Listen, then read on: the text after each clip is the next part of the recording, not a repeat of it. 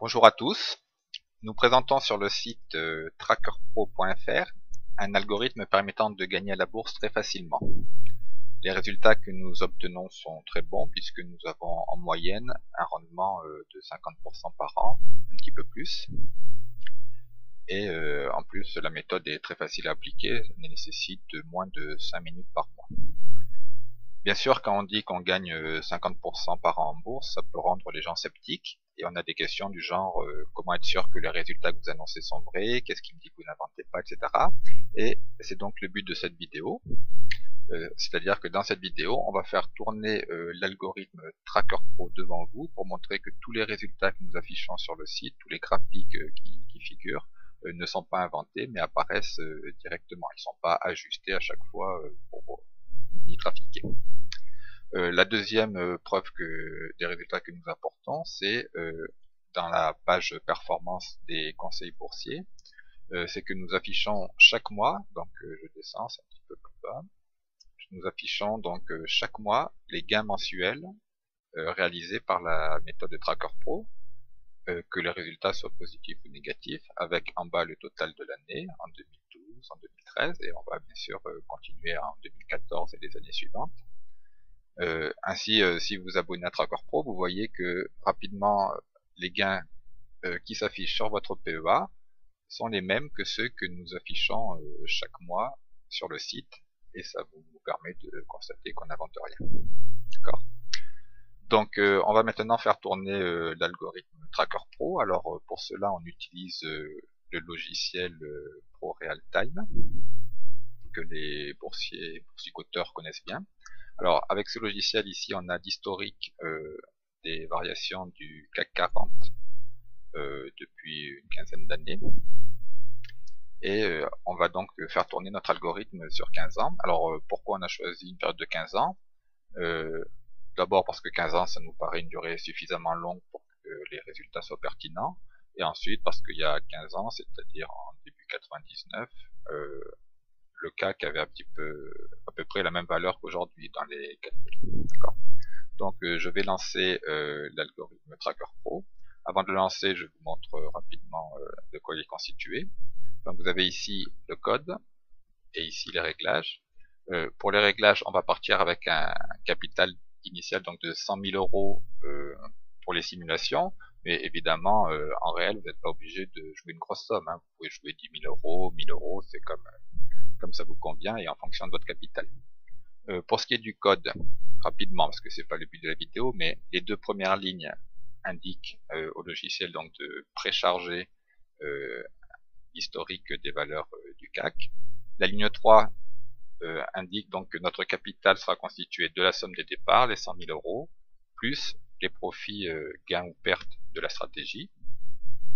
Et la ligne 4 indique combien de trackers on va acheter à chaque transaction. Donc on prend l'arrondi du capital précédemment calculé divisé par la valeur de clôture de l'indice. C'est-à-dire si par exemple le CAC est à 4000, on va donc acheter 100 000 divisé par 4000, ça fait 25 trackers du CAC. Dans la ligne 6, on va faire appel à notre indicateur Tracker Pro. Et la fin du code indique que quand notre indicateur est sur la valeur 1, on achète la quantité calculée à la ligne 4 au prix du marché à la prochaine ouverture, c'est-à-dire le lendemain matin. Et si notre indicateur est à -1, on vend au prix du marché toujours à l'ouverture le lendemain matin. D'accord. Donc pour les réglages, on a vu le capital est à 100 000 euros de départ. On tient compte des frais par ordre pour chaque transaction, donc il y a des frais de l'ordre de 0,23%.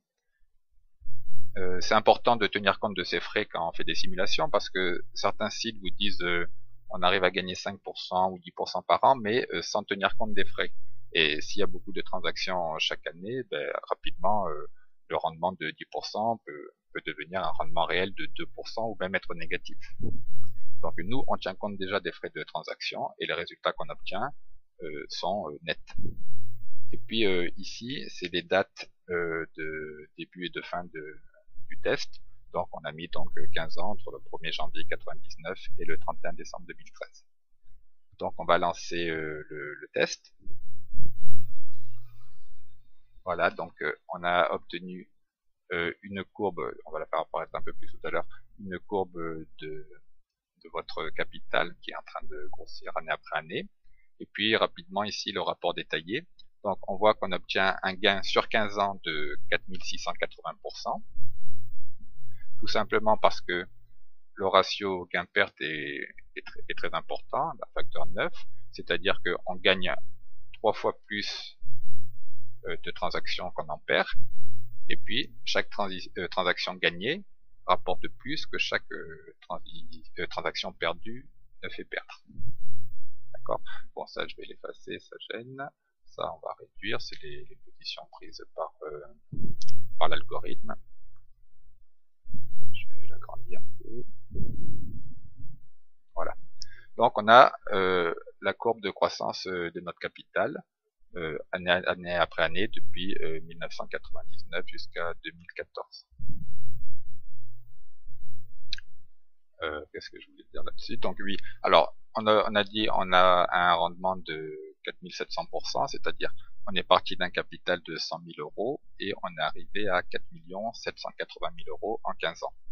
Alors pour trouver le rendement annuel, il suffit pas de diviser 4700% par 15 parce que ça ferait un chiffre beaucoup trop grand, et parce qu'en fait on fait des simulations en intérêt cumulé, c'est-à-dire que les gains de chaque année sont réinvestis les années suivantes et donc capitalisent également. Alors pour trouver le rendement réel, on va utiliser un tableur Excel. Alors pour le CAC 40, notre capital de départ c'est 100 000 euros. Notre capital final, on a dit, c'est 4 780 000. Et la formule du rendement, je vous le marque, c'est... Alors il faut prendre la racine 15e du rapport, final sur initial. Donc ça, le capital final divisé par le capital initial, à la puissance 1/15, hein, puisque c'est comme ça qu'on fait la racine 15e. Moins 1 pour avoir notre résultat en pourcentage. Voilà. Donc sur le CAC 40, on obtient un rendement annuel de 29,4%. On va maintenant faire les tests de Tracker Pro sans rien modifier hein, sur les autres indices. Donc sur le DAX, donc même chose, on arrive à un capital final au bout de 15 ans de 5 665 000. Et ça fait un rendement de 30%, presque 31% par an.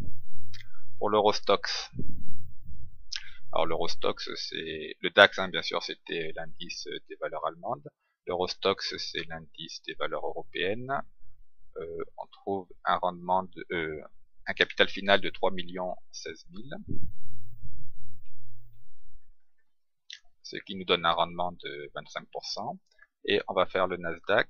Le Nasdaq c'est l'indice technologique.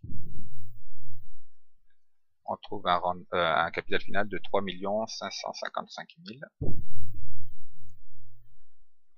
ce qui nous donne un rendement annuel de quasiment 27%.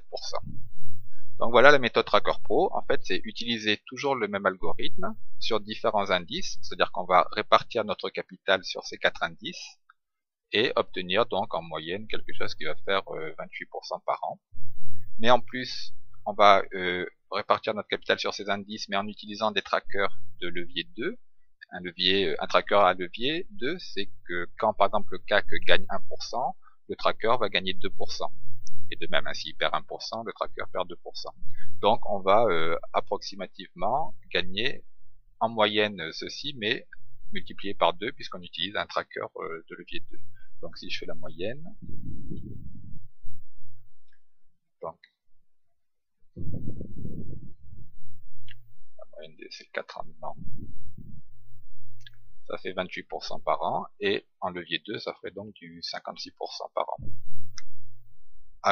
Ensuite, dans cette vidéo, on va vous montrer que l'algorithme fonctionne sur tous les indices qui existent. On utilise, je rappelle, hein, notre méthode que sur ces 4 indices, parce qu'on peut utiliser les trackers sur ces indices en levier 2 dans un PEA, et que le PEA c'est ce qui existe de plus intéressant fiscalement. mais on veut s'assurer quand même que notre algorithme fonctionne sur tous les trackers qui existent. Donc on va le faire pour l'AEX. Alors l'AEX c'est l'indice hollandais. Donc c'est un peu moins grand, je zoome. Voilà, on obtient donc un résultat, un capital final de 1 million. Ce qui nous donne ça.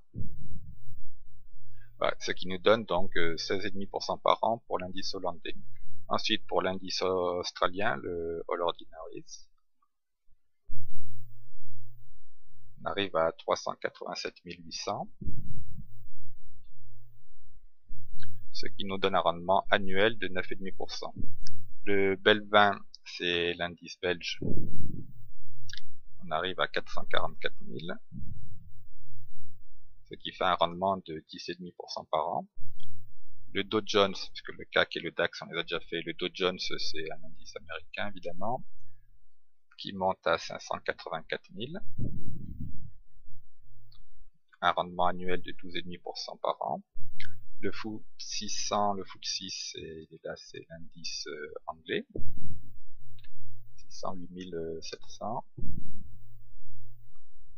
ce qui fait un rendement de 12,8% par an. Le FTSE Eurotop 100, c'est un indice européen, on arrive à 2 898 000, ça fait un rendement de 25,2% par an. Le FTSE MIB, c'est l'indice italien, 778 400, qui nous fait un rendement de 14,7% par an. L'IBEX 35, c'est l'indice espagnol, 1 615 000, voilà un rendement de 20,4% par an. Le Iceland All Share, on n'a pas assez d'historique, c'est-à-dire que là on fait des simulations sur 15 ans et cet indice n'existe pas depuis assez longtemps. Le Nasdaq Composite, on obtient 684 600, ce qui fait un rendement de 13,7% par an. Pareil, le Nasdaq Russia, on n'a pas un historique suffisamment grand. Le Nasdaq 100, on l'a déjà fait. Le Nikkei, on obtient 984 400, ce qui fait un rendement de 16,5% par an. Les 4 indices nordiques, la Copenhague, Helsinki, Nordic 40 et Oslo, l'historique est trop petit. Le Stockholm 30, 3 762 000, ce qui fait un rendement de 27% par an. Le PSI 20, alors, je relis ça. Voilà, le PSI 20, c'est l'indice portugais. Donc, je zoome un petit peu. On obtient 483 200, ce qui fait un rendement de 11% par an. Le S&P 500, c'est un indice américain, 554 600, un rendement de 12% par an. Et pour finir, l'indice suisse, le SMI, 607 700, voilà, un rendement de 12,8% par an. Donc vous voyez que quand on fait la moyenne, donc je remarque la formule devant vous, hein, moyenne, je fais la moyenne des valeurs de E2 à E20. Donc quand on fait la moyenne, on obtient un rendement annuel de 18% par an sur tous ces trackers, sans jamais avoir rien changé à la formule de Tracker Pro.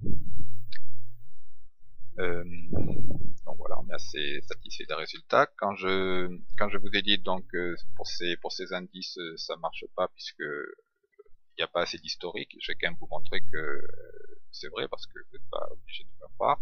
Donc si on fait l'indice Copenhague, vous voyez qu'il débute, l'ordinateur a automatiquement changé la date de départ en 2001. Bon, il est quand même positif, mais l'historique est plus court. Si on fait l'Helsinki en dessous, il débute uniquement à partir de mars 2010. Donc il est positif aussi, mais les données ne portent que sur 4 ans, c'est pas très pertinent. Pour le Nordic 40, même chose, hein, il démarre uniquement à mai 2009. Et pour le Oslo 20, il démarre à juillet 2010. D'accord. Bon, tout ça pour dire que l'algorithme marche tout le temps sur les indices. Il faut quand même qu'il y ait un historique suffisamment long pour que ça soit pertinent, enfin les résultats. Et puis aussi parce que notre algorithme se sert des résultats précédents. Par exemple, pour le Oslo 20, on n'a pas les valeurs précédentes de l'indice, donc notre calcul manque de données suffisamment fiables pour pouvoir donner des indicateurs de tendance. D'accord. Donc tous ces résultats sont présentés sur le site, à la page performance sur les autres indices. Et donc dans cette vidéo, on vous a juste montré que le même algorithme, sans aucune modification, le même algorithme fonctionnait tout le temps.